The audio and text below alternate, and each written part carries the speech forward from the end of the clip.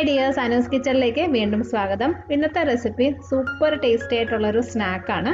വൈകിട്ട് ചായയുടെ കൂടെയൊക്കെ കഴിക്കാൻ നമുക്ക് എല്ലാവർക്കും എളുപ്പത്തിൽ കിട്ടുന്ന സാധനങ്ങൾ വെച്ച് ഉണ്ടാക്കാൻ പറ്റുന്ന വളരെ ഈസി ആയിട്ടുള്ളൊരു സ്നാക്കാണ് കേട്ടോ. നല്ല ഡിഫറെൻ്റ് ആയിട്ടുള്ളൊരു ടേസ്റ്റാണ്. അപ്പോൾ ഞാനൊരു മിക്സിയുടെ ചെറിയ ജാർ എടുത്തിട്ടുണ്ട്. അതിനകത്തേക്ക് ഒരു 3 അല്ലി വെളുത്തുള്ളി ഇട്ട് കൊടുക്കാം.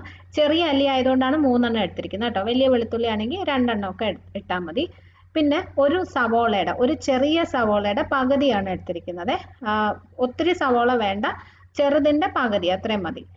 ഇതിനകത്തേക്ക് ഒരു 4-5 വറ്റൽ മുളകും കൂടി ഇട്ട് കൊടുക്കാം. എരിവ് ഒന്ന് കുറയ്ക്കാൻ വേണ്ടിയിട്ട് മുളകിൻ്റെ ഉള്ളിലെ കുരു ഞാൻ മാറ്റിയിട്ടുണ്ട് കേട്ടോ. ഇനി ഇതിനകത്തേക്ക് ചേർക്കേണ്ടത് ബ്രെഡാണ്. അപ്പോൾ ഞാനൊരു 2 വലിയ ബ്രെഡ്, സാൻഡ്വിച്ച് ബ്രെഡ് ഉണ്ടല്ലോ, അതാണ് എടുത്തിരിക്കുന്നത്. അപ്പോൾ ചെറിയ സൈസൊക്കെ ആണെങ്കിൽ ചിലപ്പോൾ 3-4 എണ്ണമൊക്കെ വേണ്ടി വരും. അത് നിങ്ങൾ ആ സൈസിനനുസരിച്ച് ഇട്ട് കൊടുത്താൽ മതി. പിന്നെ വേണമെങ്കിൽ നമുക്ക് ബ്രെഡിൻ്റെ അളവ് അഡ്ജസ്റ്റ് ചെയ്യാൻ പറ്റും, അതുകൊണ്ട് കുഴപ്പമില്ല. അപ്പോൾ ഇതിങ്ങനെ ചെറിയ കഷ്ണങ്ങളായിട്ട് മുറിച്ചിട്ടിട്ട് നല്ലോണം ഒന്ന് അരച്ചെടുക്കണം. ഒട്ടും വെള്ളം ഒഴിക്കാണ്ട് അരച്ചാൽ മതി.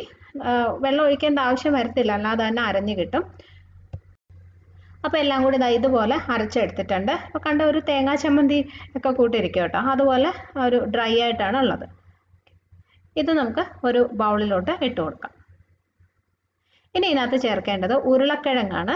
ഒരു 2 വലിയ ഉരുളക്കിഴങ്ങ് പുഴുങ്ങിയിട്ട് ഉടച്ചെടുത്താണ് കേട്ടോ, നന്നായിട്ട് ഉടച്ചെടുത്തതാണ്. കുക്കറിലിട്ട് ഒരു 3-4 വിസിൽ വേവിക്കുമ്പോൾ ഉരുളക്കിഴങ്ങ് നല്ലോണം ഉടഞ്ഞു കിട്ടും. അതും വലിയ ഉരുളക്കിഴങ്ങ് അല്ലെങ്കിൽ ചിലപ്പോൾ ഒരു 3-4 എണ്ണമൊക്കെ വേണ്ടി വരും. അഡ്ജസ്റ്റ് ചെയ്താൽ മതി. അപ്പം ഞാൻ 2 വലുതാണ് എടുത്തിരിക്കുന്നത്. ഇതിൽ ആവശ്യത്തിനുള്ള ഉപ്പും കൂടി ഇടാണ്. ഇനി ഇതെല്ലാം കൂടി നല്ലപോലെ കൈവച്ച് തന്നെ അങ്ങ് കുഴച്ചെടുക്കാം. ഈ കുഴയ്ക്കുന്ന സമയത്ത് ഇതിനകത്ത് എന്താ പറയുക, ചിലപ്പോൾ ഉരുളക്കിഴങ്ങിലൊക്കെ കുറച്ച് വെള്ളത്തിൻ്റെ ഒരു ഇത് കൂടുതലായിരിക്കും ചില ഉരുളക്കിഴങ്ങിൽ. അപ്പോൾ അങ്ങനെയൊക്കെ തോന്നുകയാണെങ്കിൽ ഞാൻ നേരത്തെ പറഞ്ഞില്ലേ, ബ്രെഡ് കൂടുതൽ ചേർത്ത് കൊടുത്താൽ മതി. അപ്പോൾ ജസ്റ്റ് ഒരു 1-2 ബ്രെഡ് മിക്സിയിലിട്ട് ഒന്ന് പൊടിച്ചിട്ട് ഇതിൻ്റെ കൂടെ ഇട്ട് കൊടുക്കാം, കയ്യിലൊട്ടുന്നതായിട്ടോ അല്ലെങ്കിൽ ലൂസായിട്ടോ ഒക്കെ തോന്നുകയാണെങ്കിൽ. അപ്പോൾ ഇത് നല്ലപോലെ കുഴച്ചെടുക്കാം. അപ്പോൾ ഇതെല്ലാം കൂടി നന്നായിട്ട് കുഴച്ച് ഇതുപോലായി കിട്ടിയിട്ടുണ്ട്. എനിക്ക് ഇതിനകത്ത് കൂടുതൽ ബ്രെഡ് ചേർക്കേണ്ടി വന്നില്ല കേട്ടോ. പക്ഷെ നിങ്ങൾ ഉപയോഗിക്കുന്ന ഉരുളക്കിഴങ്ങിൻ്റെ ഒരു ഇതിനനുസരിച്ച് അത് വ്യത്യാസം ഉണ്ടാവും. അപ്പോൾ ഇതുപോലെ ഒന്ന് ഷേപ്പാക്കി എടുക്കുക. ഇഷ്ടമുള്ള ഷേപ്പിൽ റെഡിയാക്കാൻ പറ്റും.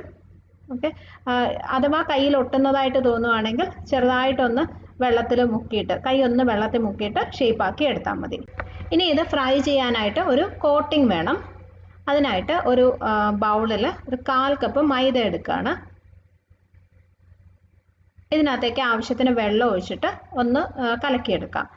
ഒത്തിരി കട്ടിക്ക് വേണ്ട, കുറച്ചൊന്ന് ലൂസായിട്ടുള്ള രീതിയിൽ കലക്കിയെടുത്താൽ മതി. കട്ടയൊന്നും ഇല്ലാതെ മിക്സ് ചെയ്ത് എടുക്കുക. സാധാ വെള്ളമാണ് കേട്ടോ, ചൂടുവെള്ളമൊന്നുമല്ല. ഇതുപോലെ ഈ ഒരു കട്ടിക്ക് മിക്സ് ചെയ്താൽ മതി.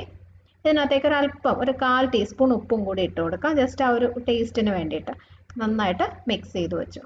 അപ്പോൾ ഈ ഒരു കോട്ടിങ് റെഡി ആയിട്ടുണ്ട്. ഇതിൻ്റെ കൂടെ പിന്നെ കുറച്ച് ബ്രെഡ് പൊടിച്ചതും കൂടി വേണം. സാധാരണ കട്ട്ലറ്റിനൊക്കെ ചെയ്യുന്ന പോലെ തന്നെയാണ് കേട്ടോ. അപ്പോൾ ഒരു 3-4 ബ്രെഡ് മിക്സിയിലിട്ട് നല്ലോണം ഒന്ന് പൊടിച്ച് വെച്ചിരിക്കുന്നതാണ്. പിന്നെ ചെയ്യാനുള്ളത്, നമ്മൾ എടുത്തു വെച്ചിരിക്കുന്ന ഷേപ്പ് ചെയ്ത് വെച്ചിരിക്കുന്ന ആ ഒരു ഫില്ലിങ് എടുത്തിട്ട് ആദ്യം മൈദയുടെ ആ ഒരു കൂട്ടിലൊന്ന് മുക്കുക. ചെറിയൊരു മൈദയുടെ കോട്ടിങ് മാത്രം മതി, ആ ബ്രെഡ് ഒന്ന് അതിനകത്ത് പിടിച്ചിരിക്കാൻ വേണ്ടിയിട്ട് മാത്രം. എന്നിട്ട് ബ്രെഡിൽ നല്ലോണം ഇങ്ങനെ കോട്ട് ചെയ്തങ്ങ് എടുക്കാം. ആ ബ്രെഡ് കോട്ട് ചെയ്തിട്ട് ജസ്റ്റ് ഒന്ന് കൈവച്ചൊന്ന് അമർത്തി വെച്ച് കഴിഞ്ഞാൽ നമ്മൾ ഫ്രൈ ചെയ്യുന്ന സമയത്ത് ആ ബ്രെഡിൻ്റെ പൊടിയൊന്നും ഒരുപാട് എണ്ണയിലോട്ട് വീണ് ഒന്ന് കരിഞ്ഞു പോകാതിരിക്കും, നന്നായിട്ട് അതിനകത്തങ്ങ് പിടിച്ചിരിക്കും കേട്ടോ. അപ്പോൾ അതൊന്ന് ശ്രദ്ധിച്ചാൽ മതി. ഇതുപോലെ ഞാൻ എല്ലാം നന്നായിട്ട് പ്രസ് ചെയ്ത് വെച്ചിട്ടുണ്ട്. ഇനി ഇത് ഫ്രൈ ചെയ്യാം. ഫ്രൈ ചെയ്യാനുള്ള എണ്ണ സൺഫ്ലവർ ഓയിലാണ് എടുത്തിരിക്കുന്നത്. ഏത് എണ്ണയായാലും കുഴപ്പമില്ല, വെളിച്ചെണ്ണയിലും ചെയ്യാം, നല്ല ടേസ്റ്റ് ഉണ്ടാവും. എണ്ണ ചൂടാകുമ്പോൾ ഇട്ട് കൊടുക്കുക. ഒരു 4 എണ്ണം, ഒത്തിരി ഇടണ്ട, ഒരു 4 എണ്ണം ഒക്കെ ഇട്ട് ഫ്രൈ ചെയ്താൽ മതി. പിന്നെ ഇത് ഒത്തിരി എണ്ണയിൽ തന്നെ ഫ്രൈ ചെയ്യണമെന്ന് നിർബന്ധമില്ല, ഷാലോ ഫ്രൈ ചെയ്ത് വേണമെങ്കിൽ എടുക്കാം, കുറച്ച് എണ്ണ യൂസ് ചെയ്ത്.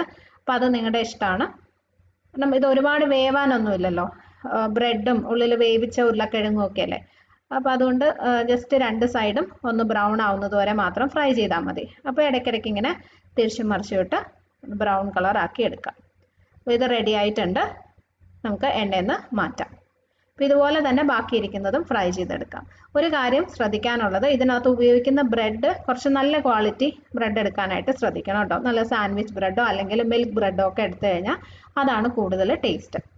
ശരിക്കും നല്ല ടേസ്റ്റി ആയിട്ടുള്ളൊരു സ്നാക്കാണ് കേട്ടോ. വെറുതെ ബ്രെഡിൻ്റെയും ഉരുളക്കിഴങ്ങിൻ്റെയും മാത്രം ഒരു ടേസ്റ്റ് അല്ല, നമ്മൾ ചേർത്തിരിക്കുന്ന സവോള, വെളുത്തുള്ളി, വറ്റൽമുളക് അതിൻ്റെയൊക്കെ നല്ലൊരു ഫ്ലേവർ വരും.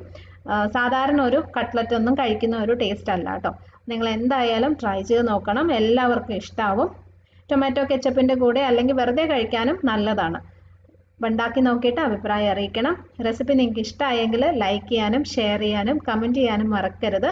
സബ്സ്ക്രൈബ് ചെയ്തിട്ടില്ലാത്തവരുണ്ടെങ്കിൽ ഒന്ന് ചെയ്ത് സപ്പോർട്ട് ചെയ്യണേ. അപ്പോൾ ഇതുപോലെ തന്നെ നല്ല റെസിപ്പീസുമായിട്ട് വീണ്ടും കാണാം. Bye friends, thank you for watching.